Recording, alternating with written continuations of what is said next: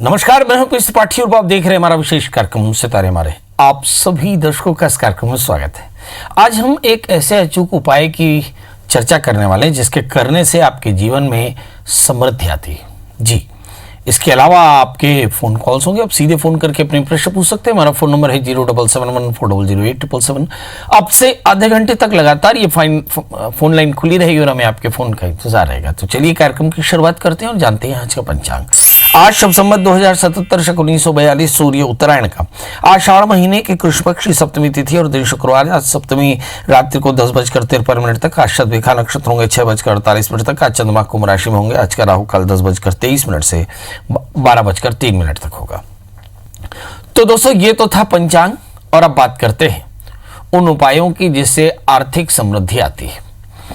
किसी व्यक्ति के पास कितना धन है, कितनी संपत्ति है, उसकी आर्थिक स्थिति कैसी होगी, इसकी पूरी जानकारी आपकी जन्म कुंडली से जानी जा सकती है।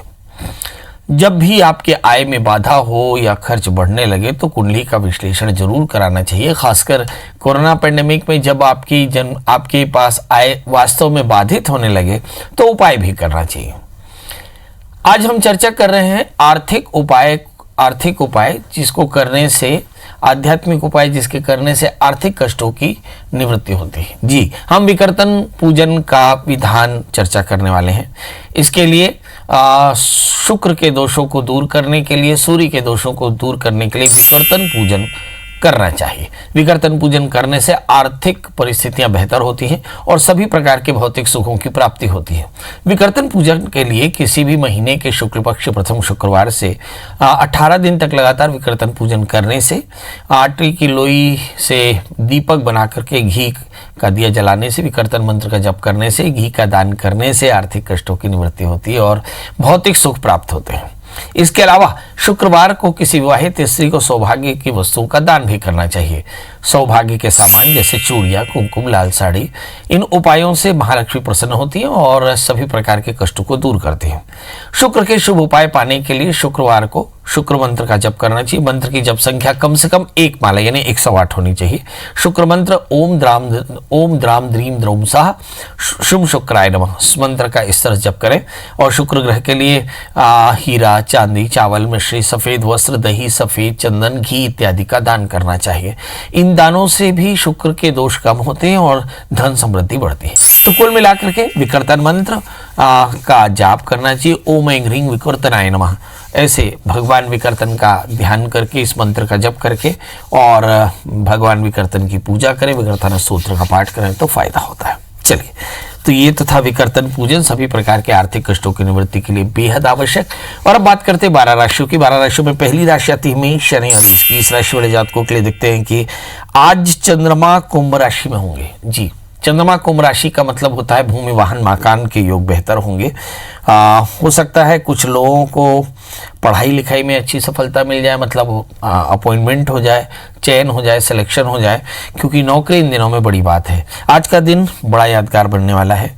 कुछ लोगों को चोटें लग सकती है। एग्जैक्टली मंगल की अगर स्थिति देखें तो मंगल आपको बताते हैं कि 11वें स्थान में मंगल के साथ में चंद्रमा है, तो थोड़ी एनर्जी सरप्लस होने के कारण परेशानी आ सकती है। मंगल के साथ में चंद्रमा महालक्ष्मी योग बनाता है, मतलब धन के योग बेहतर होंगे, थोड़ी सी परेशानी। तीसरे स्थान में राहु, चित्त की एकाग्रता अच्छी नहीं है। और दशम स्थान में बृहस्पति पेट की तकलीफें दे सकते हैं। कुल मिलाकर करना क्या चाहिए? इस राशि वाले जातकों के लिए चाहिए कि ये उड़द की दाल और सरसों के तेल का दान करें।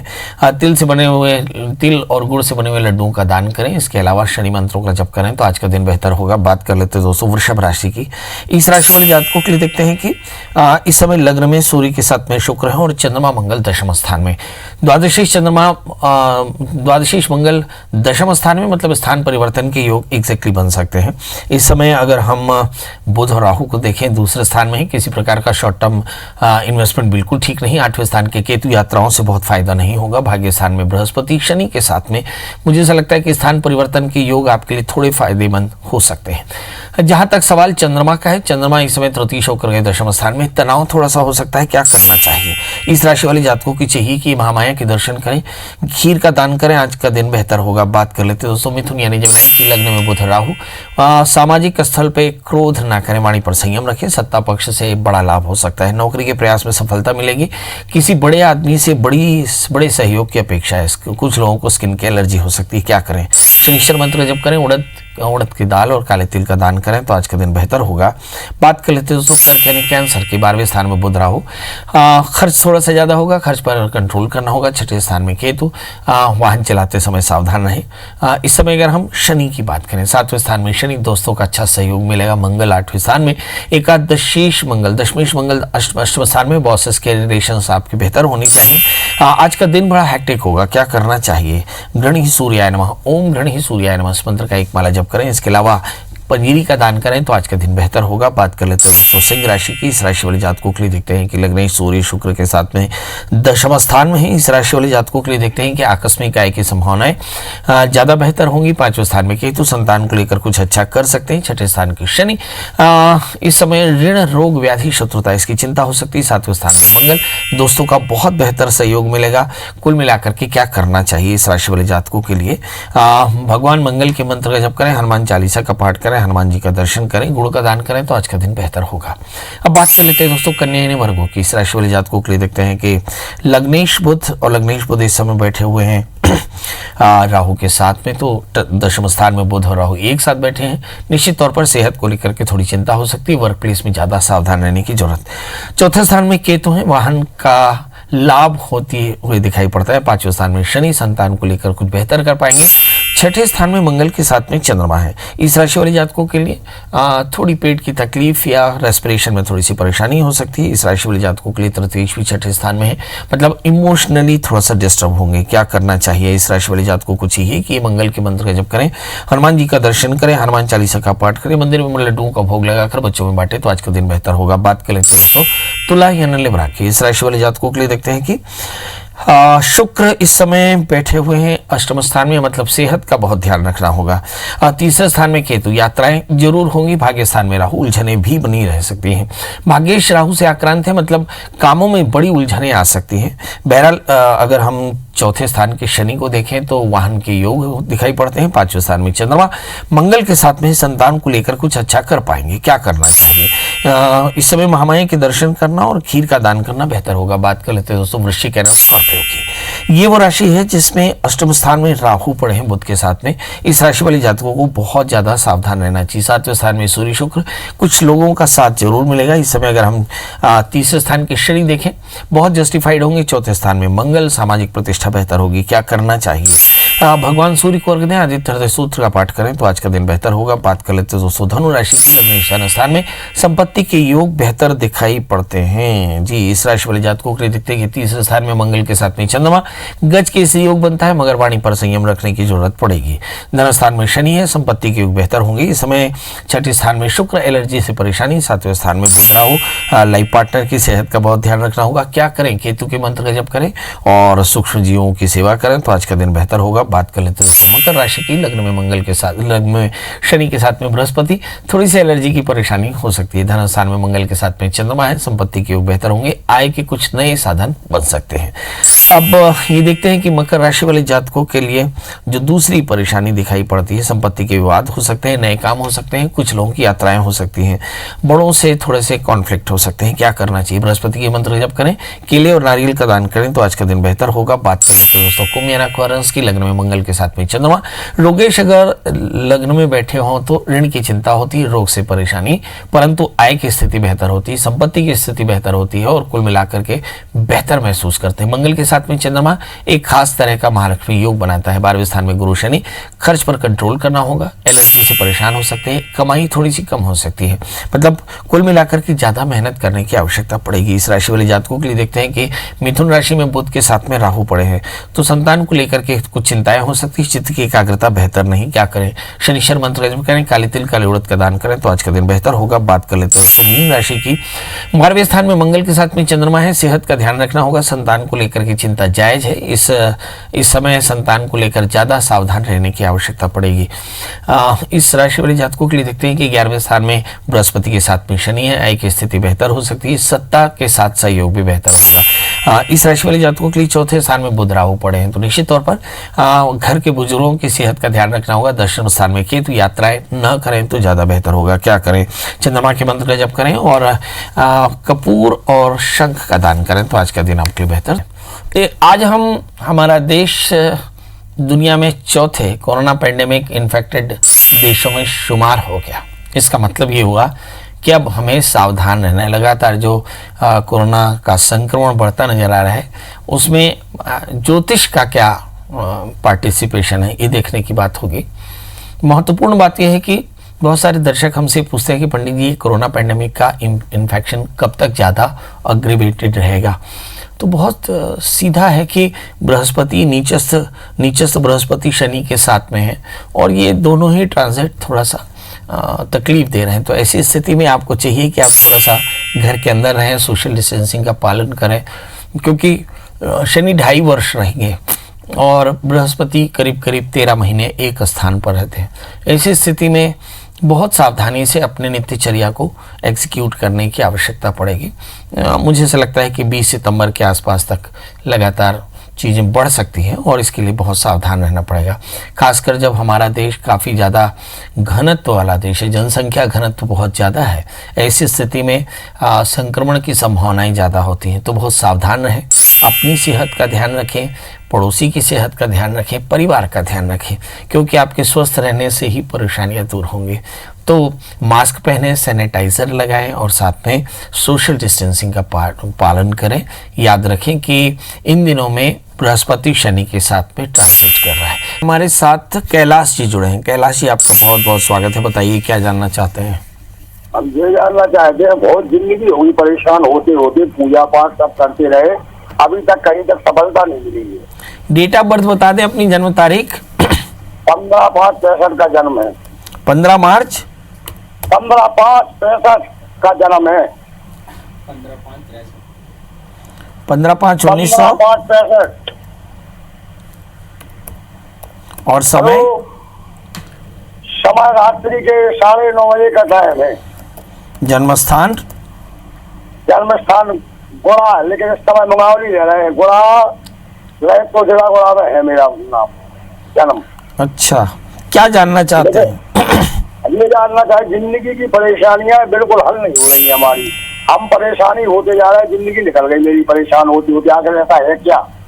मैंने बहुत पंडितों से दिखवाया, अभी तक कोई चीज तक नहीं पहुंचा, ना कोई सही रास्ता मिला मुझे। चलिए आइए देखते हैं। जिंदगी में लगातार परेशान रहे, समाधान नहीं मिला, बड़ा पूजा पाठ किए, आखिर क्यों? आपका जन्मलग्न धनु है, आपकी जो राशि है वो है वृश्चिक। भाग्येश सूर्य राहु से आक्रांत होकर के 6ठे स्थान में। आमतौर पे सूर्य जब भाग्येश होकर के राहु से आक्रांत हो जाए तो कई बार ऐसा होता है कि हम लगातार संघर्ष करते रहते हैं। एक बहुत आसान सा काम है, बिना पैसे के और बड़ी थोड़ी सावधानी से आप कर सकते हैं कि रोज जल्दी से स्नान करके सूर्य उदय से ठीक पहले, यानी सूर्योदय के समय आप भगवान सूर्य को अर्घ दें। याद रखें, सूर्य को अर्घ खुले में दें और ऐसा 1 वर्ष तक करें और थोड़े से पंजीरी बना करके बच्चों को बांट दिया करें। भगवान सूर्य की पूजा करें, आदित्य हृदय स्तोत्र का पाठ करें। आप देखेंगे आपको सफलता भी मिलेगी और आपको समृद्धि भी मिलेगी। चिंता बिल्कुल न करें। भाग्येश सूर्य राहु से आक्रांत है, ग्रहण योग बनता है, इसके चलते परेशानियां ज्यादा है। जी पंकज जी, आपका बहुत बहुत स्वागत है। बताइए क्या जानना चाहते हैं? प्रणाम पंडित जी, बिलासपुर छत्तीसगढ़ से बोल रहा हूँ मैं। जी प्रणाम करता हूँ, बताएं। अभी एक बार और हुआ था बीच में आपसे बात, आपने मंगलवार को हनुमान जी का दर्शन करने के लिए बोले थे। वो तो मैं निरंतर कर रहा हूँ, फिर भी मेरा काम वाम छूट जा रहा है। सबसे पहले जन्म तारीख बता दें। 23 सितंबर 1990, जन्म स्थान मुंगेली, अभी तो रहना बिलासपुर में हो रहा है सर। समय सुबह का 5 बजे। जी, सुबह का 5 बजे मुंगेली का जन्म है। और कितने दिन पहले मेरी आपसे बात हुई थी? लगभग वही 5-6 महीना पहले। चलिए 5-6 महीने पहले बात हुई तो थी। ठीक ठाक चल ही रहा था और आज भी मैं जाता हूँ, लेकिन काम मैं कहीं चालू कर रहा हूँ तो छूट जाता है अपने आप। चलिए आइए, किस नौकरी कारण बार बार कौन सा छूट रही है, बताएंगे? इसकी वजह क्या है? जी। आपका जन्म लग्न सिंह है, आपकी राशि तुला है, और इस समय ये तो तय रहा कि भाग्येश मंगल दशम स्थान में है, तो आगे चल करके आपको सफलता तो जरूर मिलने वाली। गोचर में जरूर बृहस्पति और शनि तीसरे स्थान में है और कोरोना पैंडेमिक का समय है, तो मुझे ऐसा लगता है ये एक परेशानी जरूर है। इन दिनों में जो सबसे महत्वपूर्ण बात यह है कि शनि में राहु की अंतर्दशाएं चल रही है और ये 26 अक्टूबर 2021 तक चलेंगी। मतलब ये हुआ कि आपको बार बार नौकरियां 21 अक्टूबर 2021 तक छूट सकती हैं, क्योंकि राहु की अंतर्दशाओं में इस तरह की तासीर देखने में आती है। तो क्या करना चाहिए? आप दत्तात्रेय कवच का भी पाठ शुरू कर दें, भगवान शिव का पूजन भी शुरू कर दें, इससे काफ़ी फायदा होगा। याद रखें, शनि में राहु सबसे लीथल कॉम्बिनेशन होता है किसी भी जातक की जन्म कुंडली में। वो दशाएं आपकी 2018 से चली 2021 तक चलेगी जी। तो आज हम चर्चा कर रहे थे कि ये जो महामारी है बड़ी तेजी से बढ़ रही है और ज्योतिषीय जो व्यवस्थाएं दिखाई पड़ती हैं कि नीच का बृहस्पति शनि से आक्रांत से हो करके चल रहा है। ऐसी स्थिति में हम देखते हैं कि एग्जैक्टली 29 मार्च मेरा ख्याल है कि यहाँ से बृहस्पति का ट्रांजिट शुरू हुआ और 24 जनवरी से शनि का ट्रांजिट शुरू हुआ। यदि आप पूरी दुनिया में कोरोना के विस्तार की तारीख देखें तो 23 जनवरी के आसपास से कोरोना का अलर्ट जारी हुआ और 29 मार्च वो डेट है जहां से कोरोना वर्टिकल ग्रोथ करना स्टार्ट किया। तो एक परेशानी का समय तो है।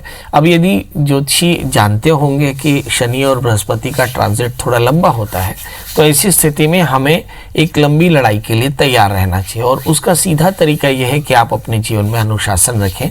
इससे डरने की जरूरत नहीं, मगर यस सावधान जरूर होना चाहिए। हमारे साथ करुणा जुड़ चुकी हैं। करुणा जी, आपका बहुत बहुत स्वागत है। बताइए क्या जानना चाहती हैं? सर, मेरे हस्बैंड का व्यापार है लोहे का, पर उसमें उधार माल बहुत जाता है, तो उधार आने में दिक्कत आती है। तो हमें क्या करना चाहिए कि हमारा जो उधार है वो सारा वापस आ जाए? चलिए, ये एक अच्छी बात कही कि उधार बहुत मिलता है। टीवी की आवाज़ बंद कर दें।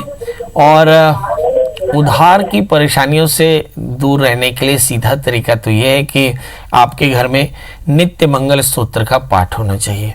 अगर आप मंगल का व्रत करने लगेंगी, मंगल स्तोत्र का पाठ करेंगी, मंगल यंत्र की पूजा करेंगी, मंगल के 21 विग्रहों का नाम जप करेंगी, तो निश्चित तौर पर जानिए कि ये उधार खत्म होगा। इसके अलावा ऋण मुक्तेश्वर भगवान शिव का अभिषेक भी किया जाता है, पूजा भी की जाती है, ये भी मंगलवार को की जाती है। मतलब कुल मिलाकर के मंगल का व्रत करने से ये उधार के झंझटों से मुक्ति मिलेगी और आपके जीवन में समृद्धि आएगी जी। तो अब आपसे विदा लेने का समय, और विदा लेते समय जो एक औपचारिकता हम हमेशा करते हैं आज फिर करेंगे, मगर बात कुछ अलग सी है। इन दिनों में जो कोरोना से बाहर निकलेंगे तो एक तो नौकरी और व्यापार की बात आएगी, और दूसरी जो परेशानी आने वाले दिनों में दिखाई पड़ेगी वो है पानी और स्वच्छ हवा की। सांस लेने के लिए समय अच्छा है, बारिश का समय है। 1 बाई 1 का एक गड्ढा बना लें और उसमें सुंदर खाद डाल करके एक पेड़ लगा लें। याद रखें, एक पेड़ है पीढ़ियों के लिए। इन्हीं पेड़ों से आपके बच्चों को ऑक्सीजन मिलेगा और ग्राउंड वाटर रिचार्जमेंट होगा। कोशिश करें एक वृक्ष पीढ़ियों के लिए लगाएं। कोरोना से सावधान रहें, अपने परिवार में सावधानी हमेशा बरतें और स्वस्थ रहें, स्वस्थ रखें, खुश रहें। कल फिर मिलेंगे किसी नए विषय के साथ। तब तक मुझे दीजिए इजाजत। नमस्कार।